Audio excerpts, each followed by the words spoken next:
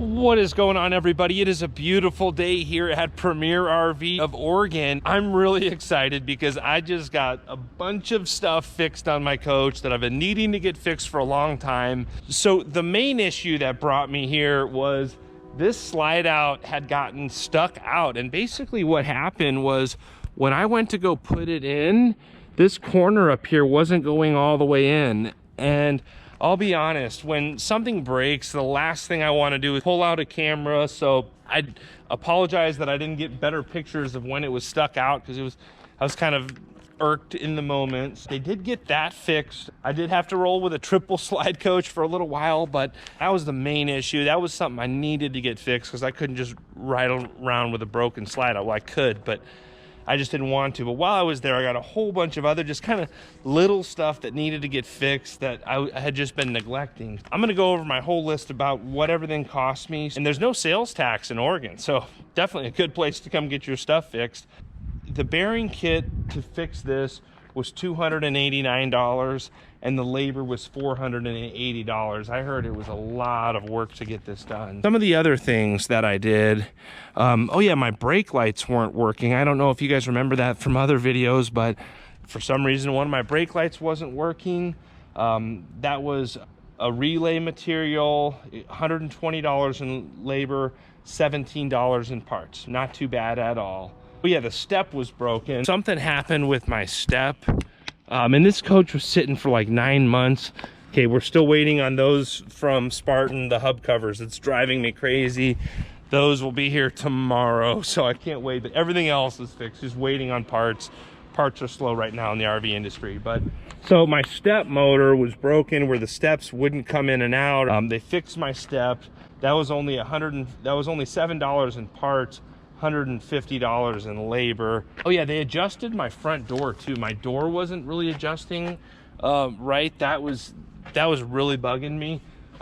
It's just the way these are built. Sometimes you have to like push in to get it out. So I don't know, you can't rebuild it. It's not a Prevost, but I don't have to push in on the door. Before I had to like push in the door to then unlock it. That was kind of annoying. That was $180 to get all that readjusted.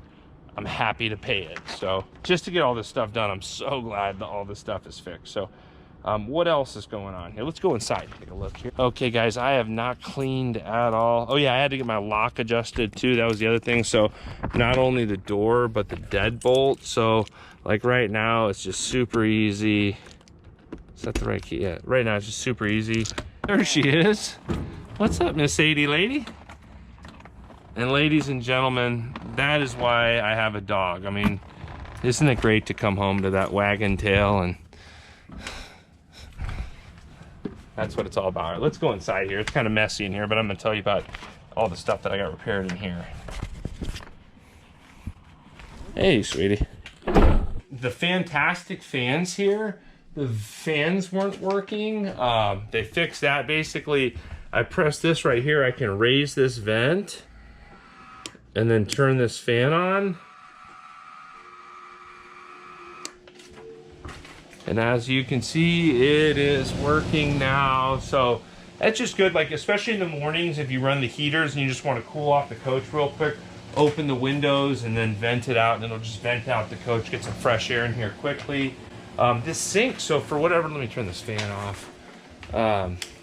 So this sink, for whatever reason, it had started kind of falling down, and there was a gap right there.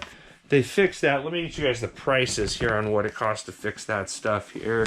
Only 30 bucks to fix the fantastic fans in labor, like 0.25 of an hour, man. They fixed that stuff quickly. I appreciate that, you know. This is just little stuff that's been bothering me, and sometimes it's hard, you know, hard to get it fixed, so it's nice to just come here and just get a whole punch list knocked out and have my coach dialed in. I mean, literally, there's nothing else I can fix. I need to just quit being OCD and go use this thing, which that's going to be another video. I'm actually heading to Pacific Shores. A huge thanks to the Wells for allowing me to use their site there. I'm really excited about that. They installed new seal plugs too, so it looks like they even fixed something that I didn't even ask them to that they noticed. So to fix the sink, it was 160 bucks. Glad to pay that 160. Oh yeah, there was 2 latches here. There weren't latches, so I got stoppers installed, and I guess this was broken too, but with the stoppers installed, those will stay in. Those were flying out while I was driving. All right, what else is going on here? This is a lot of stuff. So to fix that was $90, and then $2,616.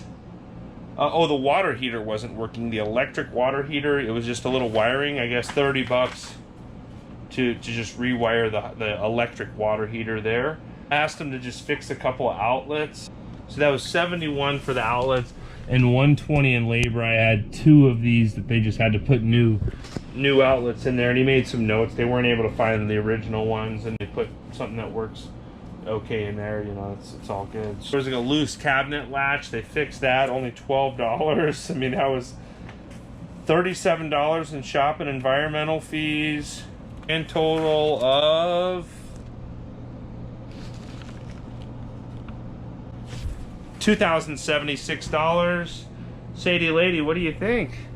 Yep, the tail was wagging. She thinks we got a good deal too. Cannot say enough good stuff about the folks at Premier RV Services. When that slide out room broke, I was really worried that that was going to cost me a lot of money. And then I figured, well, I might as well get a whole bunch of other stuff fixed while I'm here. I was honestly expecting the slide out fix to be north of $1,000. That was just what I was anticipating. That's what I was prepared for. And I was thinking it might get up to $3,000 to $5,000 was kind of what was in my head to get all that stuff repaired. Just because that's, you know, dealing with RV service people, it's not easy to find people that repair these coaches. Two grand, I'm more than happy to just get everything tightened up. There's nothing else. I mean, the step, I mean, just think about all that stuff I just went through. That was like 10 minutes of talking about my problems here. The brake lights, I mean, these are electrical issues. You know, that some people, you know, like myself, I'm not super mechanical. I don't know how to fix a lot of this stuff. So it's real easy for RV technicians to take advantage of people and say, hey, you know, let's hit them for, like, how much did it charge me to rewire my brake lights and stuff? $137. Like, you know, they could have hit me for a few hundred for that easily. The steps, I mean, everything, every line on this item was below what I was prepared for in my mind. So for whatever that's worth, you know, I'm sure there's guys out there that are going to say like, oh, well, I could have repaired everything myself. Well, you know, it's hard to do this stuff, and there's very few people that know how to work on these rigs. I cannot say enough good stuff about the folks up here at Premier RV Services. I greatly appreciate them letting me mooch stock out back here at their facility. I greatly appreciate all of you liking these videos and subscribing to the channel. I hope you're all having a great day. Thanks again.